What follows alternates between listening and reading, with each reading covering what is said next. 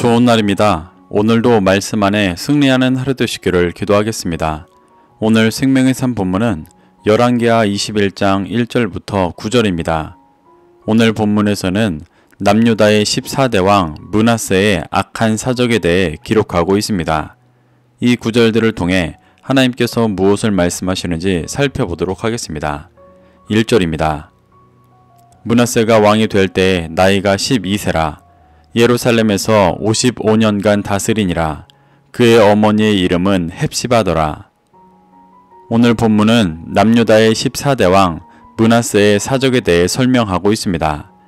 그는 예루살렘에서 55년간 다스렸습니다. 이는 남유다의 왕들 중 가장 긴 통치 기간이었습니다. 대체적으로 선한 왕들이 통치 기간이 길었는데 므낫세는 이와 달리 악행을 행했음에도 긴 통치 기간을 보여주고 있습니다. 이는 그가 왕정 초기에 악행을 행했었지만 바벨론에 끌려갔다 온 후 회개하고 하나님 앞에 겸비했기 때문이었을 것입니다. 그의 어머니의 이름은 헵시바로 나의 기쁨이 그녀에게 있다라는 뜻입니다. 이 이름은 이사야 62장 4절에서 남유다가 심판받은 이후 장차 재건될 예루살렘 성을 지칭하는 이름으로 소개되고 있기도 합니다. 므낫세 어머니의 이러한 이름은 므낫세가 죄로 인해 심판과 환난을 겪게 되지만 회개하고 돌이켜 예루살렘이 회복되어지는 모습을 암시하고 있습니다. 2절부터 3절입니다. 므낫세가 여호와 보시기에 악을 행하여 여호와께서 이스라엘 자손 앞에서 쫓아내신 이방 사람의 가증한 일을 따라서 그의 아버지 히스기야가 헐어버린 산당들을 다시 세우며 이스라엘의 왕 아합의 행위를 따라 바알을 위하여 제단을 쌓으며 아세라 목상을 만들며 하늘의 1호의 성신을 경배하여 섬기며 2절부터는 본격적으로 므낫세가 행했던 악행에 대해 기록하고 있습니다. 므낫세는 이방 사람의 가증한 일을 따라서 아버지 히스기야가 헐어버린 산당들을 다시 세웠습니다. 산당은 솔로몬 때 성전이 지어진 후 무너뜨렸어야 할 것들이었지만 남유다의 문화 속에 뿌리 깊이 들어가 좀처럼 사라지지 않았던 것이었습니다. 선했던 왕들도 다른 말씀에는 순종해도 산당을 제거하지는 못했었습니다. 하지만 므낫세의 아버지 히스기야 때 말씀에 순종해 산당을 제거하고 우상 숭배를 할 수 없도록 종교를 개혁하는 큰 역사를 행했었습니다. 그런데 고작 한 세대 후 아들에 의해 산당이 다시 세워지는 매우 안타까운 일이 벌어진 것입니다. 이는 단순히 산당을 재건한 것만이 아니라 히스기야 왕의 종교 개혁을 부정하는 것이었습니다. 므낫세는 북이스라엘의 왕 아합의 행위를 따라 바알을 위하여 제단을 쌓으며 아세라 목상을 만들며 하늘의 1월 성신을 섬겼습니다.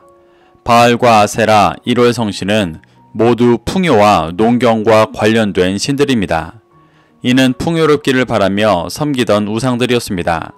하나님이 아니라 우상을 섬겨 이 땅에서의 복을 누리고자 했던 죄악들은 이미 아합 가문이 그로 인해 심판받으며 헛된 것이라는 것이 증명되었었습니다. 또 그 길에서 떠나지 않았던 북이스라엘이 멸망당하기까지 했는데 므낫세는 이를 교훈 삼지 않고 그 길을 따라가고 있는 것입니다. 남유다의 바알과 아세라 숭배는 아합의 딸인 아달랴가 죽으며 끊어지는 듯 했지만 므낫세의 할아버지에 의해 다시 행해지다가 므낫세 때에 또 이어지고 있는 것입니다. 이 역시 므낫세의 아버지 히스기야가 끊어냈던 죄악들이었지만 므낫세가 다시 시작하고 있는 것입니다. 4절부터 5절입니다.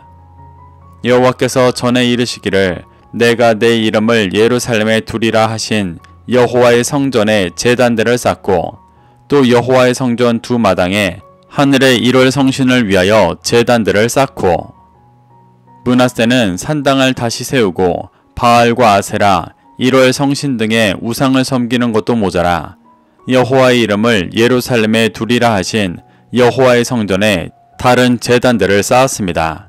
이는 오직 여호와의 이름만이 있어야 하고 여호와께 올려드리는 제단만 있어야 하는 거룩한 성전에 여러 우상 숭배의 제단들을 만드는 모습을 말한 것입니다. 또 여호와의 성전 두 마당에 하늘의 1월 성신을 위한 제단을 쌓았다고 기록하고 있습니다. 여기서 두 마당은 성전의 안뜰과 바깥뜰로 성전의 모든 곳에 우상의 제단을 세웠던 것을 표현하는 것입니다. 이는 아합과 같이 하나님을 향한 신앙 자체를 부정하고 죽이는 일이었습니다. 6절부터 7절입니다.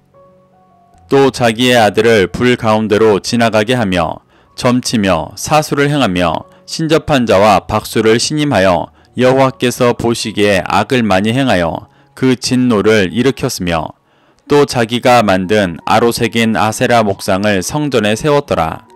옛적에 여호와께서 이 성전에 대하여 다윗과 그의 아들 솔로몬에게 이르시기를 내가 이스라엘의 모든 지파 중에서 택한 이 성전과 예루살렘에 내 이름을 영원히 둘지라. 므낫세는 아들을 불 가운데 지나가게 하는 인신제사와 점술과 사술까지 행하고 신접한 자와 박수까지 신임하여 여호와 보시기에 악을 많이 행하였습니다. 자기의 아들을 불 가운데로 지나가게 한다는 것은 몰렉에게 아들을 태워 바치는 제사로 철저하게 육신의 유익을 위해 남을 죽이는 하나님께서 금지하신 죄의였습니다. 또 점술과 사술과 신접한 자와 박수를 신임한다는 것은 하나님이 아닌 헛된 신들을 믿고 의지하며 자신의 육신의 유익을 채우려는 일이었습니다.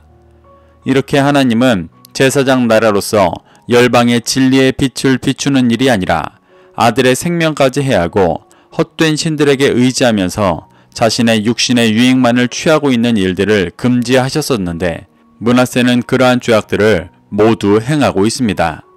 또 므낫세는 자신이 만든 아로새긴 아세라 목상을 성전에 세웠습니다. 성전에 우상 숭배의 제단들을 세우는 것도 모자라 아세라 우상까지 세우며 성전의 가치를 완전히 훼손시켰습니다.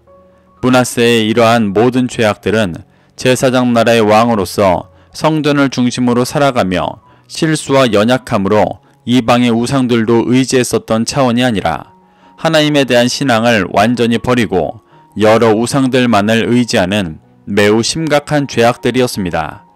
이러한 행위는 여호와의 이름이 예루살렘에 있을 수 없게 하는 행위들이었습니다. 8절부터 9절입니다.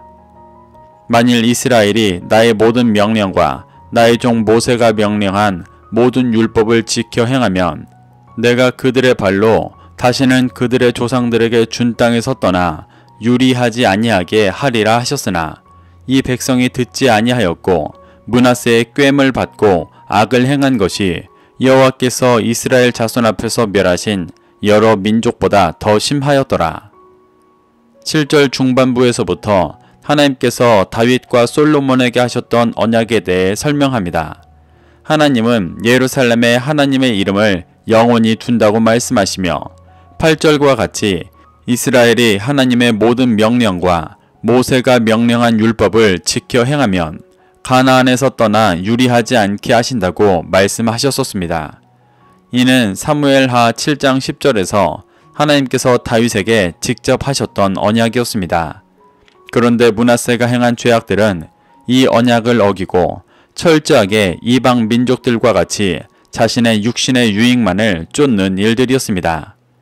또한 하나님은 이 죄악이 므낫세 개인의 일탈만이 아닌 남유다 백성들이 므낫세의 꾀을 받고 말씀을 듣지 않는 죄악이라고 말씀하셨습니다. 므낫세가 행했던 죄악들은 하나님을 믿는 백성에게는 상상도 할 수 없는 죄악들이었습니다. 그런데도 므낫세가 이를 행할 수 있는 이유는 므낫세의 왕권이 너무 세서가 아니라 백성들도 원했고 동조했기 때문이었습니다. 남유다 백성들은 바로 전 왕이었던 히스기야가 하나님의 큰 은혜를 경험했고 종교 개혁을 했음에도 바로 육신의 유익만을 쫓으며 하나님이 아닌 우상을 쫓고 있는 것입니다. 그래서 하나님은 남유다 백성들의 죄악의 정도가 이스라엘 자손 앞에서 멸하셨던 가나안 여러 민족보다 더 심하다고까지 말씀하고 계십니다. 이는 남유다의 왕과 백성들이 얼마나 타락해 있고 제사장 나라의 가치를 잃고 있는지를 잘 보여주는 것입니다. 이렇게 하나님은 므낫세 왕의 사적을 통해 그가 얼마나 악한 죄악을 범하고 있고 남유다 백성들 또한 그 일에 동조해 얼마나 악하게 살아가고 있는지를 보여주고 계십니다. 바로 전 왕인 히스기야가 성전과 절기를 회복하며 종교 개혁을 일으킨 직후 왕이 되었지만 그 믿음을 교훈 삼고 이어가지 못한 채 육신의 유익만을 쫓는 모습이 매우 안타깝습니다. 이러한 남유다 백성들의 모습은 결국 북이스라엘과 같이 멸망이라는 엄청난 심판을 받을 수밖에 없는 영적인 현실을 보여주고 있습니다. 우리는 이러한 므낫세 왕과 남유다의 모습 속에서 우리 또한 죄 가운데 살아가며 육신의 유익만을 쫓기 쉬운 존재라는 것을 볼 수 있어야 합니다. 그래서 우리의 모든 삶의 목적이 히스기야 왕과 같이 열방의 진리의 빛을 비추는 것인지를 날마다 돌아보며 육신의 유익을 위해 헛된 것을 쫓지 않게 되기를 바랍니다. 오히려 날마다 말씀 앞에 자신의 죄성을 깨닫고 깨트리고 겸손하게 진리의 빛을 비추는 삶을 살아가게 되시기를 소망합니다. 오늘도 이 말씀을 심령에 새겨 승리하는 하루 되시기를 기도하겠습니다.